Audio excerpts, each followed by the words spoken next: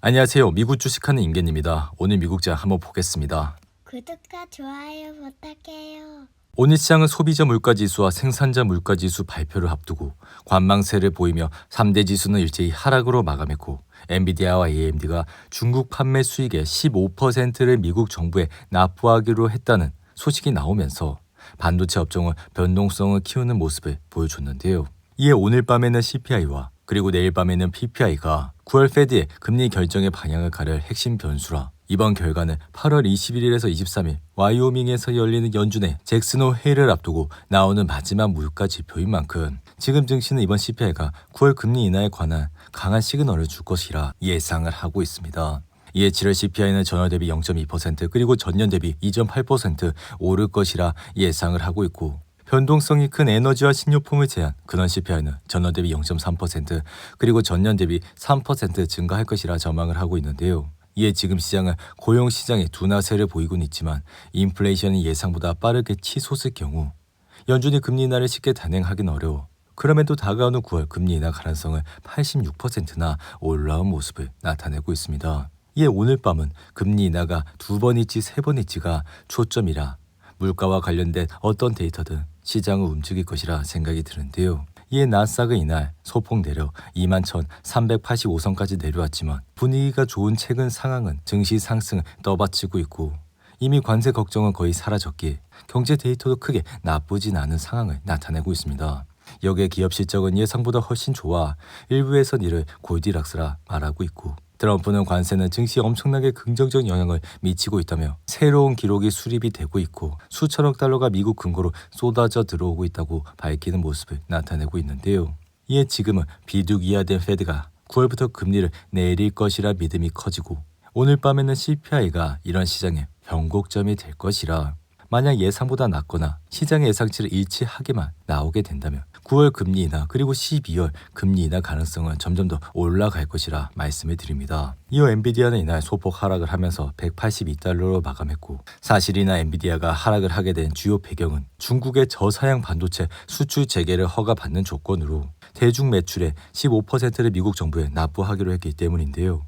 이에 엔비디아가 미국 정부에 내는 수출 통행세만 최소 15억 달러에 달할 것으로 추정이 되며 이 같은 정책은 H20 제조에 필요한 고성능 메모리를 납품하는 SK하이닉스와 삼성전자와 같은 한국 기업에는 일단 긍정적인 요인으로는 평가가 되지만 매출의 15%를 미국 정부에 납부해야 하는 조건이라 향후 이러한 기업들의 납품 단가 인하 압박도 노출될 가능성이 있다고도 할 수 있습니다.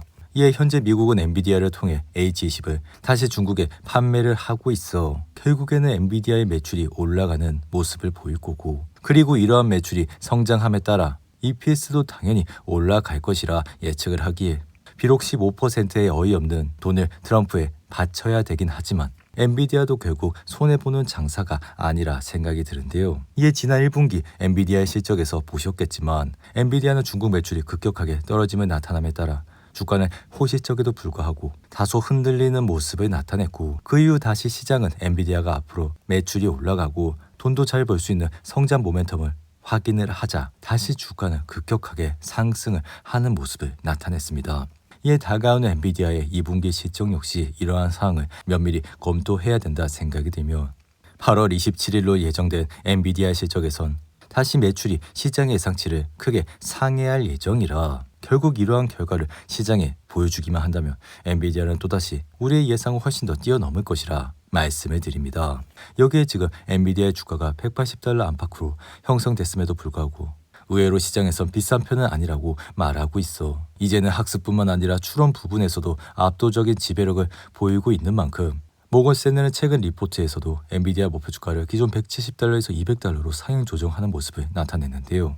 여기에 골드만삭스 역시 최근 엔비디아의 목표 주가를 200달러로 상향 조정했고 저희 생각은 엔비디아는 하반기부터 블랙의 아키텍처 기반 차세대 GPU 그러니까 B100, B200과 같은 칩셋들이 수요 본격화가 나타나며 큰 수익이 예상이 되기에 이에 기업이 이렇게 큰 수익이 나타나게 된다면 주가 역시 지금 상태에서 머물진 않을 것이라 말씀을 드립니다. 여기에 팔란티어는 이날 2% 이상 하락을 하면서 182달러까지 내려왔고 사실 팔란티어가 그동안 급격하게 올라왔기 때문에 이날 2% 내린다고 해서 크게 걱정할 수준은 아니라 생각이 드는데요. 그리고 지난주 금요일 주가가 다시 2% 이상 상승을 하면서 아래 왼쪽에 보이시는 RSI는 다시 80까지 올라와 이에 팔란티어는 올해 2월에도 RSI가 81까지 올라가며 그 이후 주가는 단번에 60불대까지도 떨어지는 모습을 나타냈는데요. 이에 개인적으로는 팔란티어가 지금 실적도 좋고 AI 시장에서 모멘텀을 이끌고 있기에 주가가 이렇게 조금 하락을 한다고 하더라도 크게 걱정할 수준은 아니라 생각이 들고, 그리고 만약 이러한 주가에서 더욱더 하락을 하면서 주가가 큰 폭으로 내려왔다고 하더라도 우리는 그러한 시기를 팔란티어를 다시 투자를 할 수 있는 좋은 기회가 왔다고 생각을 하면 될 것이라 말씀을 드리며, 이에 따라 지금 시장에서 팔란티어를 전혀 매도할 사항은 아니라고 할 수 있습니다. 여기에 지금 오픈 AI도 2년간의 지연과 나나 끝에 최신 GPT-5를 출시하면서 시장에는 다시 AI, 그러니까 인공지능에 대한 긍정적인 영향이 미치고 있고, 샘 올트먼은 GPT-5가 어떤 주제에 대해서든 전문가가 돼야 하는 것과 같다며, 심지어는 구글 제미나이와 XAI의 최신 모델보다 약간은 더 나은 수준이라고도 말하는 모습을 보여줬는데요.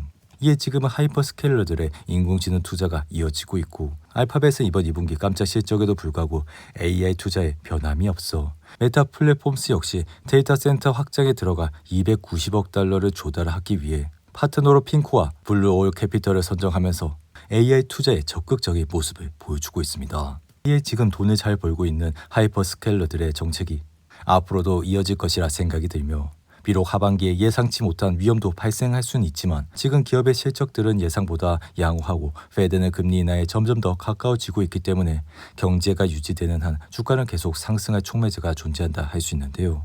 그리고 계절적인 요인으로 인해 만약 주가가 떨어진다고 하더라도 떨어지는 폭은 그 이전보다는 약할 것이라 생각이 들어 우리는 앞으로도 이러한 AI 기업, 그리고 AI 기업에서 돈을 잘 벌고 있는 기업에 집중적으로 관심을 가져가야 한다 말씀을 드립니다. 그리고 테슬라는 이날 2.85% 상승을 하면서 339달러까지 올라왔고, 장중한 때 346달러까지도 올라가 최근 300달러를 찍은 이후 지속적인 상승세를 타고 있다 할 수 있는데요. 이에 테슬라가 이날 상승을 하게 된 주요 배경은 텍사스에서 로보택시 허가를 받은 영향이 이날도 주가를 오르게 했다 할 수 있는데요.